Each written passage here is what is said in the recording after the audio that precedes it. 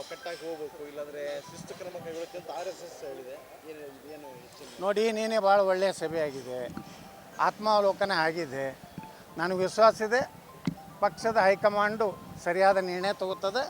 ನಾವೆಲ್ಲ ಒಟ್ಟಾಗಿ ಹೋಗ್ಬೇಕಂತೇಳಿ ಈಗಾಗಲೇ ನಮ್ಮ ಪಕ್ಷದ ಹೈಕಮಾಂಡರಿಗೆ, ನಮ್ಮ ಪಕ್ಷದ ನಾಯಕರಿಗೆ ಮಾತು ಕೊಟ್ಟಿದ್ದೀವಿ. ಅದ್ರಾಗ ನಾವು ನಡೀತೀವಿ. ಅಲ್ಲಿ ಸಭೆಯಲ್ಲಿ ವಿಜೇಂದ್ರ ಮತ್ತು ಯಡಿಯೂರಪ್ಪ ಅಪೋಸಿಟ್ ಹೆಚ್ಚಿಗೆ ಲೀಡರ್ಗಳು ಇದ್ದರು. ಅದು ಏನು ಮಾತಾಡಿದ್ರು ಅನ್ನೋದು ನಮ್ಗೆ ಎಲ್ಲಿಯೂ ಹೊರಗೆ ಮಾತಾಡಬೇಡ ಅಂದ್ರೆ ನಾವು ಮಾತಾಡೋದಿಲ್ಲ. ಮೀಸಲಾತಿನೇ ತೆಗೆದು ಹಾಕ್ತೀನಿ ಅಂತ ಹೇಳಿ ರಾಹುಲ್ ಗಾಂಧಿ.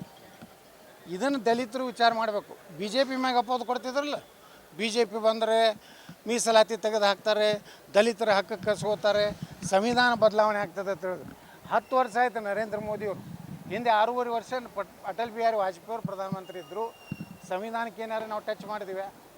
ಇವತ್ತು ಅಂಬೇಡ್ಕರ್ ಅವರ ಹುಟ್ಟಿದ ಊರಿನಿಂದ ಹಿಡಿದು ಲಂಡನ್ದಲ್ಲಿ ಕಲ್ತಂಥ ಅವರ ಮನೆ ಮತ್ತು ಅವರ ಅಂತ್ಯಕ್ರಿಯೆ ಆದಂಥ ಚೌಪಾಟಿ ಮುಂಬೈ, ಇವತ್ತೇನರೇ ಮತ್ತು ದಿಲ್ಲಿಯಲ್ಲಿ ಅವರ ಜೀವನದ ಕೊನೆಯ ದಿವಸಗಳನ್ನ ಕಳೆದಂಥ ಮನೆಯನ್ನು ಇವತ್ತು ಸ್ಮಾರಕ ಭವನ ಮಾಡಿದ್ದು ನರೇಂದ್ರ ಮೋದಿಯವರು.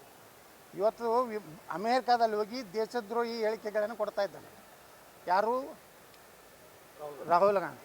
ರಾಹುಲ್ ಗಾಂಧಿ ಜಾತಿ ಇದನ್ನು ಮಾಡಿ ಸಮೀಕ್ಷೆ ಮಾಡ್ತೀನಿ ಅಂತಾನೆ.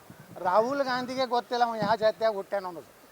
ಅವ ಸಾಬ್ರಿಗೆ ಹುಟ್ಟ್ಯಾನೋ, ಕ್ರಿಶ್ಚಿಯನ್ರಿಗೆ ಹುಟ್ಟ್ಯಾನೋ, ಅದೇ ಇನ್ನೂ ಅದು ತನಿಖೆ ಆಗಬೇಕಾಗಿತ್ತು. ಮತ್ತು ಅವ ಬ್ರಾಹ್ಮಣ ಹಿಂದಕ್ಕೆ ಯಾವ ಬ್ರಾಹ್ಮಣ ತಿಳ್ಕೊತಾನ ಅವನು. ನಾನು ಜನಿವಾರ ಹಾಕೋ ಬ್ರಾಹ್ಮಣ ಎಲ್ಲಿ ಬರ್ತದೆ? ಅವ್ರ ಅಪ್ಪ ಬೇರೆ, ಅವ್ರ ಅವ್ವ ಬೇರೆ. ಅವ್ವ ಇಟ್ಲೇಕಿ, ಅಪ್ಪ ಎಲ್ಲಿ ಮೊಘಲರ ಕೈ ಕೆಲಸ ಮಾಡೋದಂಥವನು, ಮರಿಮಮ್ಮಗ ಎಲ್ಲ ಕಂಟ್ರಿ ಪುಸ್ತೂಲ್ ಇದ್ದಂಗೆ. ಇಲ್ಲಿ ಇಂಡಿಯಾ ಕಂಟ್ರಿ ಪುಸ್ತೂಲ್ ಅದು ಸಿಗ್ತಿದ್ದು ಹಿಂದಕ್ಕೆ.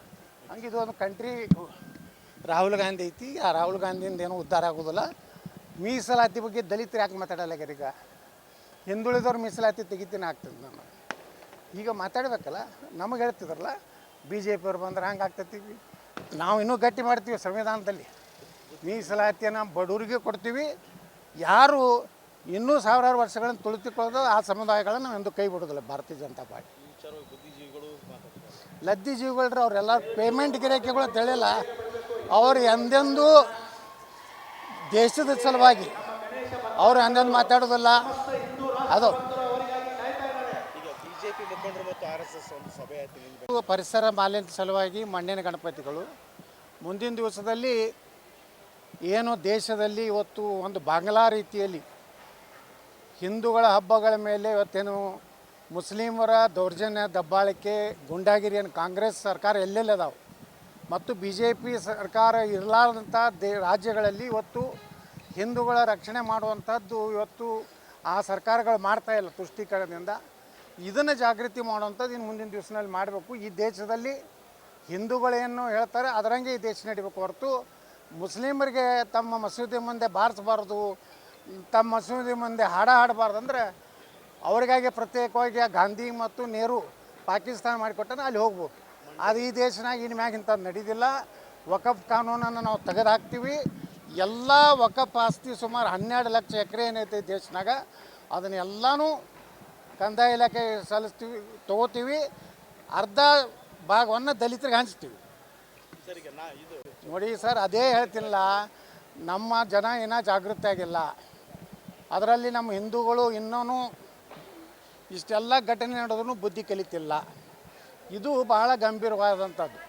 ಮೊನ್ನೆ ರೋಣದ MLA ಪಾಪ ಅವರಿಗೆ ಅಡ್ಡಾಡಕ್ಕೆ ಬರೋದಿಲ್ಲ, ವಯಸ್ಸಾಗಿದೆ. ಆ ಮನುಷ್ಯ ಹೇಳ್ತಾನೆ, ಸಿದ್ದರಾಮಯ್ಯನವ್ರನ್ನ ಏನಾರು ಇಳಿಸಿದ್ರೆ ನರೇಂದ್ರ ಮೋದಿಯವರ ಮನೆಗೆ ಹೋಗ್ತೀವತ್ತು. ತನಗೇ ನಡಿಲಕ್ಕಾಗೋದಿಲ್ಲ ಪುಣ್ಯಾತ್ಮಗ. ನರೇಂದ್ರ ಮೋದಿಯವ್ರ ಮನೆಗೆ ಹೊಕ್ಕಲಕ್ಕಟ್ಟು ಇನ್ನು ಭಾರತದ ಸೈನ್ಯ ಐತಿ, ಭಾರತದ ಪೊಲೀಸ್ ಇಲಾಖೆ ಐತಿ, ಭಾರತದಲ್ಲಿ ಜೀವಂತ ಹಿಂದೂಗಳದಾರ. ಮನೆಗೆ ಹೊಕ್ಕ ನೋಡಿದ್ರೆ ಇವ್ರು ಯಾರೂ ಉಳಿದಿಲ್ಲ. ಇವರು ಕಾಂಗ್ರೆಸ್ನವ್ರು ಒಬ್ಬರು. If you like this video ಬೇಗ ಲೈಕ್ ಮಾಡಿ, ಕಾಮೆಂಟ್ ಮಾಡಿ, ಶೇರ್ ಮಾಡಿ ಹಾಗೂ ಯೋಯೋ ಟಿವಿ ಕನ್ನಡವನ್ನು ಸಬ್ಸ್ಕ್ರೈಬ್ ಮಾಡಿ.